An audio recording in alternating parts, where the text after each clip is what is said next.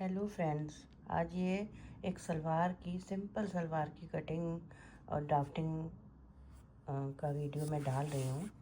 अगर आपको इस ड्राफ्टिंग से समझ में आएगा तभी कपड़ा कट पाएगा। ड्राफ्टिंग समझ में आती है तो कपड़ा काटना थोड़ा आसान हो जाता है। फ्रेंड्स, ये देखिए, इसमें अलग अलग पार्ट बताती हूँ मैं। ये जो फ्रंट का हिस्सा होता है सलवार का उसे पोंचा कहते हैं। उसके बाद पीछे वाला जो हिस्सा होता है उसे कुंदा कहते हैं। ये हिस्सा जो होता है ये आसन आता है, और ये नीचे जो हमारा पोंचा होता है सलवार का सामने जहाँ बनता है वो वाला हिस्सा होता है, मोहरी कहते हैं जिसको। ये देखिए मोहरी लिखा है, मोहरी कहते हैं।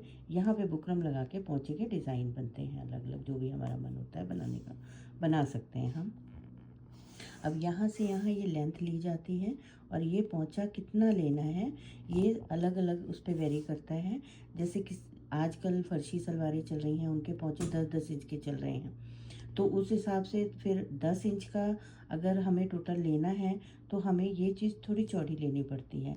और अगर चौड़े पोंचे वाली सलवारें बनती हैं बहुत, और मोहरी छोटी होती है, तो उस हिसाब से पोंचे की चौड़ाई भी फिर कम रखनी पड़ती है। मतलब ये होता है कि ये जो सिलाई है ना, ये इस जगह नहीं आनी चाहिए।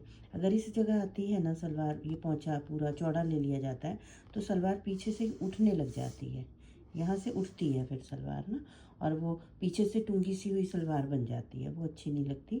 इसलिए हमें ये ध्यान रखना पड़ता है कि जो पोंचा है वो हम उतना लें जिसमें कि पीछे से कुंदा भी का कुछ हिस्सा 1.5-2 इंच का हिस्सा आ जाए। ठीक है। और ये डिपेंड करता है, अगर मान लो 10 इंच मोहरी फर्शी सलवार वाली है तो उसमें हम 7 इंच 8 इंच का तो हम ये ले लेंगे, 8 इंच का पोंचा ले लेंगे, और उसके अलावा 3 इंच 3.5-4 इंच का हम पीछे से ये ले लेंगे, क्योंकि कुछ यहाँ पे जाएगा आपका दबाव में, कुछ यहाँ पहुँचे ये पीछे अंदर दबाव में जाएगा। तो टोटल हम ये 12 इंच के करीब टोटल हो जाना चाहिए जोड़ के। फिर 1 इंच हमारा अंदर चला जाएगा इधर, 1 इंच इधर चला जाएगा, सिलाई में हमारा 10 इंच बच जाएगा। ये रेडी हो जाएगा फर्शी सलवार के लिए। और अगर नॉर्मल सलवार बनानी है तो उसमें 6 इंच का पोंचा ले लिया जाता है, और पीछे से 2.5 इंच या 3 इंच का कुंदे की मोहरी नीचे से ले ली जाती है। ठीक है फ्रेंड्स, ये बात इतनी समझ में आ गई आपको। आगे बढ़ते हैं अब ये तो हमारा पोंचा लिया, हमें अलग अलग जितना पोंचे मोहरी रखनी है उसके ऊपर डिपेंड करता है कि आपको पोंचे की चौड़ाई कितनी रखनी है। लंबाई हमें हमारे को अगर बेल्ट वाली हम सलवार बना रहे हैं तो हमें ऊपर से 5 इंच की बेल्ट रेडी चाहिए होती है। 5 इंच की हमारे को रेडी बेल्ट के साथ 3 इंच एक्स्ट्रा चाहिए होता है। 2.5 इंच ऊपर मुड़ जाता है और आधा इंच यहाँ सिलाई पे आ जाता है, यानी बेल्ट 8 इंच की तैयार होती है। 8 इंच कटिंग होती है, 8 इंच की कटिंग होती है सलवार। ठीक है जी, बात मेरी समझ में आई। अगर हम यहाँ चुनटे डाल के बेल्ट वाली सलवार बना रहे हैं तो हमारी 5 इंच रेडी होनी चाहिए बेल्ट। 5 इंच रेडी होने के लिए हमारे को जिसमें नाला डालना है या इलास्टिक डालनी है ऊपर, उस जगह को मोड़ने के लिए भी हमें चाहिए कपड़ा, वो 2.5 इंच का हो जाता है। और जहाँ ये जुड़ती है बेल्ट उस जगह पे आधा इंच हमें सिलाई का मार्जिन चाहिए होता है। तो टोटल 3 इंच हो गया, 5 और 3 8, यानी 8 इंच की बेल्ट कटिंग की जाती है। ठीक है फ्रेंड्स, ये इतना समझ में आ गया। अब इसके बाद हम आसन देखते हैं।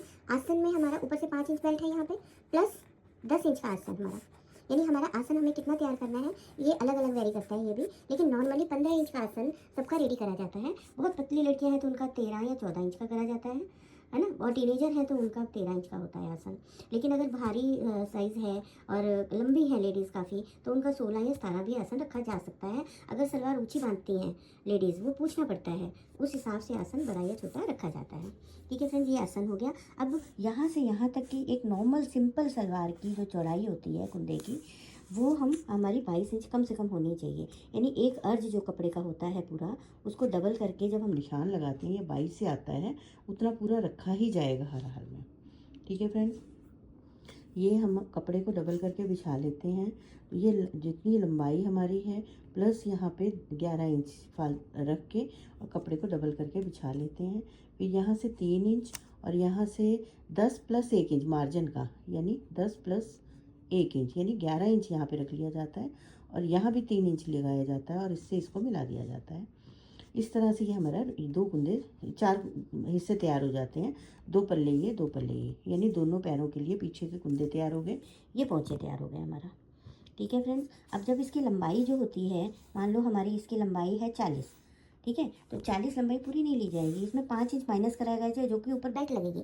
तो यानी कि अगर 40 है तो हम 5 इंच इसमें से माइनस करते हैं तो कितना बच जाएगा फ्रेंड्स, अगर 40 में से करते हैं तो फिर 35, ये चीज़ हम जो है 35 काटेंगे यहाँ से यहाँ तक पूरी। हमने मार्जिन वाला हिस्सा जो है यहाँ पे ले लिया है, जो हमें ऊपर बेल्ट पे मार्जिन सिलाई का मार्जिन चाहिए वो हम यहाँ ले चुके हैं। तो हम इंची टेप को ऊपर 5 इंच ऊपर रख के ही इसको टोटल 40 का निशान लगा के काट लेंगे, बड़ा इजीली कट जाता है फिर। ठीक है फ्रेंड्स, अब इसको कपड़े पे कटिंग करके भी हम आपको इसको पूरा एक्सप्लेन करेंगे। अभी ड्राफ्टिंग समझ आई कि नहीं आई? अगर आ गई तो हमें हमारे चैनल को सब्सक्राइब करें, और नहीं आई तो भी सब्सक्राइब करें और हमसे पूछें कि इसमें ये कपड़े के